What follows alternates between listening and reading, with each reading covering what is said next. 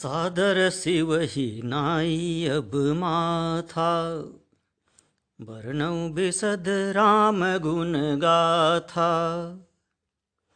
संबत 1631, करऊं कथा हरिपद धरि सीसा। नौमी भौम वार मधुमासा, अवधपुरी यह चरित प्रकाशा। जय दिन राम जन्म श्रुति गावहीं, तीरथ सकल तहाँ चलिया वहीं। नारायण। अब कथा का आरंभ करते हैं। आरंभ करने की, श्री गणेश करने की तिथि, दिन इत्यादि का वर्णन करते हुए। सादर शिव ही नाई अब माथा। अब मैं शिव जी को आदर सहित सिर नवाकर राम जी के विमल गुणों की गाथा का वर्णन करता हूँ।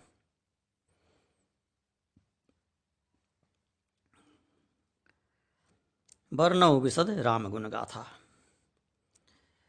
संबत 1631, संबत 1631 में श्री रामचरितमानस की रचना गोस्वामी तुलसीदास जी आरंभ करते हैं।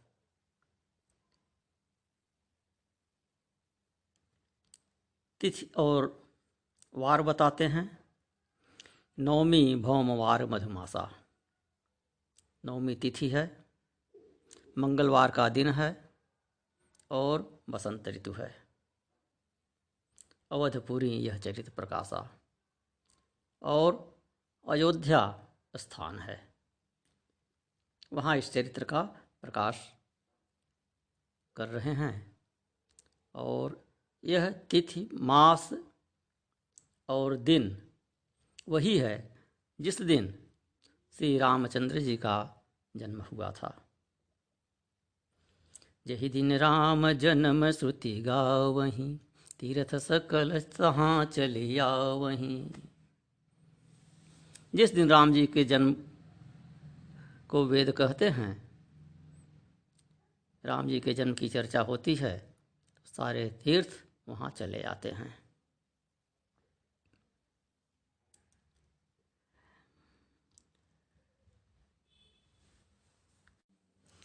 नौमी भौमवार कहकर यह भी संकेत कर दिए कि योग अच्छा है, सर्वार्थ सिद्धि योग रहता है यदि मंगलवार को नौमी तिथि हो। शनि भौम गतारिक्ता सर्वसिद्धि प्रदायिनी। तो श्री राम नवमी के दिन अयोध्या का महात्म और अधिक हो जाता है, क्योंकि उस दिन काशी प्रयाग इत्यादि तीर्थ भी अयोध्या में जाकर सरयू में स्नान करते हैं। असुर नाग खग नर मुनि देवा, आई करहि रघुनायक सेवा। जन्म महोत्सव रचहि सुजाना, करहि राम कल कीरति गाना। राम जी के सभी उपासक रामनवमी को अयोध्या में जुट जाते हैं, चाहे जिस योनि में हो।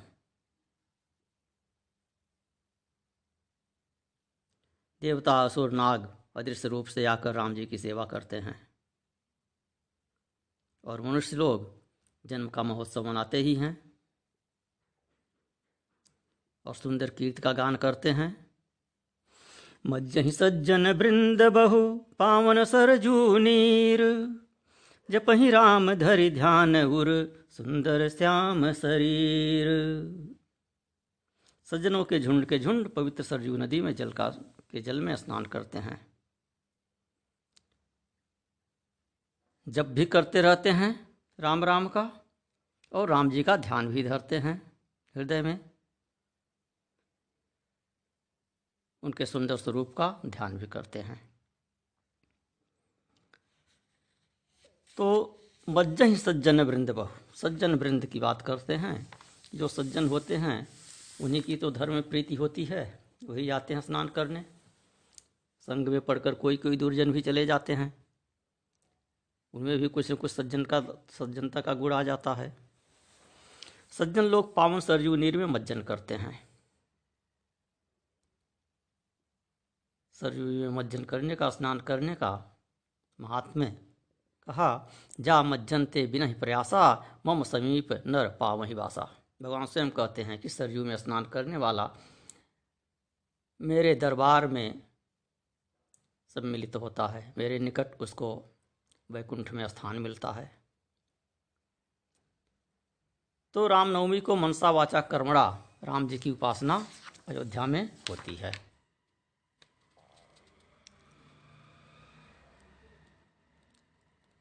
मज्जन से कर्मणा कहा, जपहि से वाचा कहा, और धर ध्यान उर से मनसा कहा। तो कर्मणा वाचा मनसा तीनों प्रकार से राम जी की उपासना अयोध्या में रामनवमी को होती है। उसी दिन श्री रामचरित मानस ग्रंथ का शुभारंभ कर रहे हैं गोस्वामी तुलसीदास जी। तो जप ही राम धरि ध्यान उर, राम जी का ही नाम लिए यहाँ पर, सीता का नाम नहीं ले रहे हैं। यदि ऐसा प्रश्न होता है तो इसका स्पष्ट समाधान यह है कि यहाँ राम जन्म की बात है। अभी सीता जी का प्रवेश नहीं हुआ है, अभी बाल रूप की उपासना चल रही है। तो 10 परस मज्जन अरूपाना, हरे पाप कह वेद पुराना। नदी पुनीत अमित महिमा अति, कही न सके शारदा विमलमति। वेद पुराण कहते हैं कि पवित्र नदियों के, और यहाँ तो सरजू जी की बात चल रही है, तो विशेष रूप से सरजू जी की दर्शन, स्पर्श, स्नान और पान 4 प्रकार से पापों का हरण होता।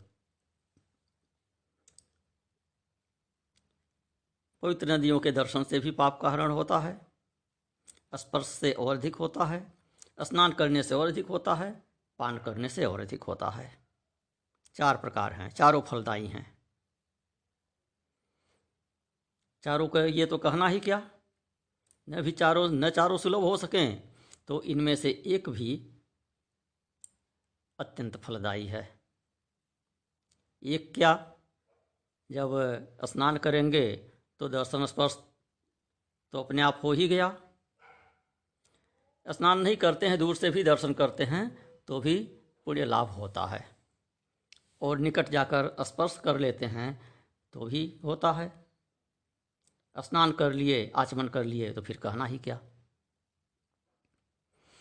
तो नदी पुनीत अन्य भी हैं, लेकिन उनमें सरजू विशेष हैं। इतनी विशेष हैं कि नदी पुनीत अमित महिमा अति, कही न सके शारदा विमलमति, कि इनकी जो असीम महिमा है, असीम जो पुण्यता है, उसको साक्षात सरस्वती भी वर्णन नहीं कर सकती हैं। राम धाम दापुरी सुहावनी, लोक समस्त विदित अति पावनी। चारिखानि जग जीव अपारा, अवध तजे तनु नहीं संसारा। यह सुहावनीपुरी राम जी के धाम को देने वाली है, साकेत धाम को देने वाली है, सभी लोकों में अति पवित्र है।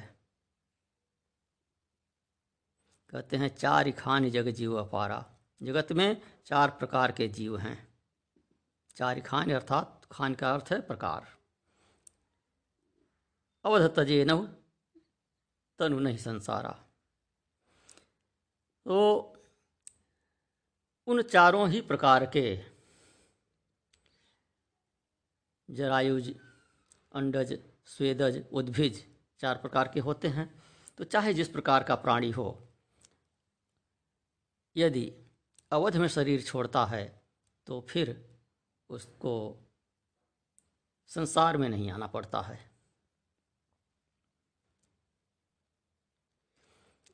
राम जी स्वयं कहते हैं, मम धामदा पुरी सुख राशि। सुख राशि होने से यहाँ पर कहा राम धामदा पुरी सुहावनी। राम जी के धाम को देने वाली है यह अयोध्यापुरी, और यह सुख की राशि है, यह सुहावनी है।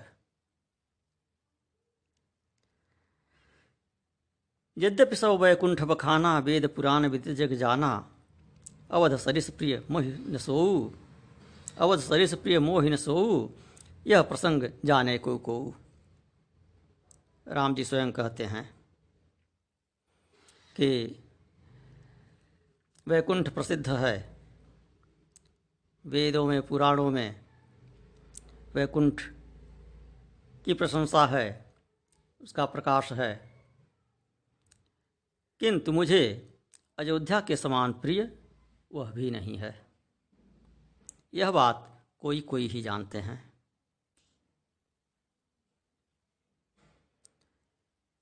तो इसलिए कहते हैं कि अवध तदे तनु नहीं संसारा, कि अयोध्या में शरीर छोड़ने से पुनः संसार की प्राप्ति नहीं होती है। अयोध्या 7 मोक्षदायिनी पुरियों में से प्रथम है। 7 पुरियां बताई गई हैं मोक्ष देने वाली, अयोध्या, मथुरा, काशी, कांची, अवंतिका, माया, द्वारावती चैव सप्तैते मुक्तिदायिका। अयोध्या पहले नंबर पे कहा है, दूसरे पे मथुरा कहा, तीसरे पे काशी कहा, चौथे पे कांची कहा, पांचवें पे अवंतिका उज्जैनी कहा, छठे पे हरिद्वार कहा, माया कहते हरिद्वार को, और 7वें पे द्वारका कहा, द्वारावती चैव सप्तैते मोक्षदायिका। ये 7 पुरियां मोक्ष देने वाली हैं। यहाँ पर जिनका शरीर छूटता है उन्हें मुक्ति मिलती है, उन्हें पुनर्जन्म का सामना नहीं करना पड़ता, पुनः गर्भवास नहीं करना पड़ता है।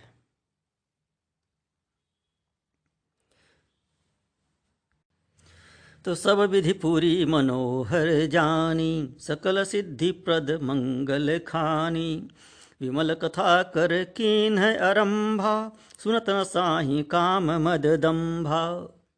सब भांति से पुरी को मनोहर जानकर, सब प्रकार की सिद्धियों को देने वाली जानकर, मंगल की खान जानकर, यहाँ पर मैंने राम जी के निर्मल कथा का शुभारंभ किया है, जिसके सुनने से काम, मद और दंभ दूर हो जाते हैं।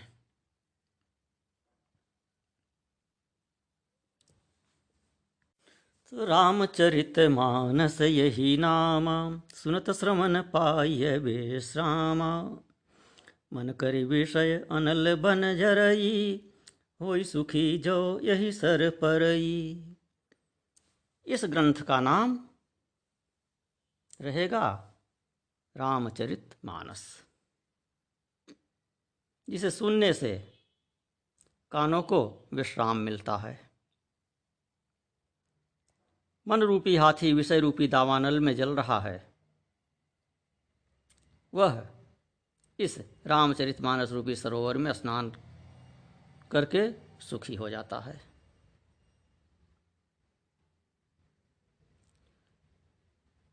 तो सुनत न साहि काम मद दंभा, पिछले चौपाई में कहे तो यह कहकर दोषापनयन किए कि काम, मद और दंभ दोषों का परिहार हो जाता है राम कथा के श्रवण से। तो दोष का परिधान होने के उपरांत तब गुणाधान होता है। कैसे? जैसे श्यामपट, ब्लैक बोर्ड, पहले से जो उस पर लिखा हुआ है उसे मिटाना पड़ता है। वह मिटाएंगे तब उस पर नया कुछ लिखेंगे।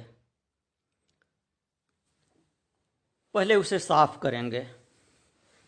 तो इस प्रकार से पहले काम, मद, दंभ इत्यादि दोषों को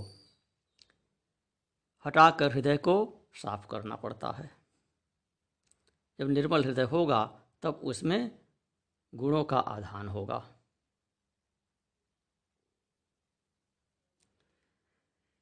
तो कान से सुनते ही विश्राम मिल जाता है। वह विश्राम कब मिलता है? कि जब काम, मद, दंभ इत्यादि से रहित होकर सुना जाए, तब विश्राम मिलता है। उदाहरण देते हैं, जैसे हाथी जंगल की अग्नि में फंस गया हो, दावानल में फंस गया हो, प्राण संकट उपस्थित हो गया हो और उसी समय भागते दौड़ते उसको सुंदर सरोवर मिल जाए तो उसमें प्रवेश करते ही वह सुखी हो जाता है। इसी प्रकार यह श्री रामचरितमानस है। संसार के जंजाल में, दावानल में जलते हुए मन को श्री राम कथा के श्रवण से विश्राम मिल जाता है, शांति मिल जाती है, जलन शांत हो जाती है। कहीं शरण नहीं है, दावानल में जल रहा है। यदि वह रामचरितमानस रूपी सरोवर में आकर डुबकी लगा लेता है तो उसे सुख शांति की प्राप्ति हो जाती है। रामचरितमानस मुनि भावन, गिरचेउ शंभु सुहावन पावन, त्रिविध दोष दुख दारिद दावन, कलि कुचाली कुलि कलुष नसावन। मुनियों को प्रिय, पवित्र और सुहावने रामचरितमानस को शिव जी ने रचा। यह रामचरितमानस मुनि भावन, मुनियों को प्रिय है विशेष रूप से। इसकी रचना शंभु ने किया है, साक्षात शंकर जी ने किया है। त्रिविध दोष दुख दारिद्र दामन, ये तीनों प्रकार के दोष, दुख और दरिद्रता को नष्ट करने वाला है। दैहिक, दैविक, भौतिक, तापा, तीनों प्रकार के दुख को और दरिद्रता को नष्ट करने वाला है। और कलि कुचाल कुल कलुषण सामन, कलयुग के कुचाल और सब पापों का नाश करने वाला है। दुष्टों को यह कथा नहीं भाती है, इसलिए कहे कि रामचरितमानस मुनि भावन, मुनियों को, मुनि से तात्पर्य यहाँ समस्त सज्जनों से, भक्तों से है। सज्जनों को यह कथा भाती है, सज्जनों के मन को भाती है। दुर्जन को तो कहाँ राम कथा से क्या लेना देना। ये तो राम कथा जहाँ होती है वहाँ से वाग खड़े होते हैं। पापवंत कर सहज सुभाऊ, राम कथा ते भाव न काऊ। उन्हें सुनानी भी नहीं चाहिए। अंत में तुलसीदास जी ने कहा है, यह न कहिए सठ ही हठशील ही। तो यह कथा मुनियों के मन को भाने वाली है। उसे महादेव जी ने रचा है। आध्यात्मिक, आधिदैविक, आधिभौतिक तीनों प्रकार के दुखों को दूर करने वाली है। दोष होने से ही दुख होता है। दोष कारण है, दुख कार्य है। तो अभाव रूप दारिद्र्य सब दुखों से बड़ा है। तो इसलिए त्रिविध दोष दुख दारिद्र दामन, दरिद्रता का भी विशेष रूप से वर्णन कर दिया। दरिद्रता को भी नाश करने वाली है यह कथा। दरिद्रता को गोस्वामी तुलसीदास जी स्वयं व्यक्तिगत रूप से अनुभव कर चुके थे। नहीं दरिद्र सम दुख जग माही कह भी चुके हैं। संत मिलन सम सुख जग नाही। तो यह तीनों प्रकार के दोषों के साथ साथ दरिद्रता को दूर करने वाला ही है राम जी की कथा। धनाभाव आधि भौतिक दारिद्र्य है, पुण्य का अभाव आधि दैविक दारिद्र्य है, ज्ञान का अभाव आध्यात्मिक दारिद्र्य है। यह रामचरितमानस दावानल के समान इन तीनों प्रकार की दरिद्रताओं का भी नाश करने वाला है।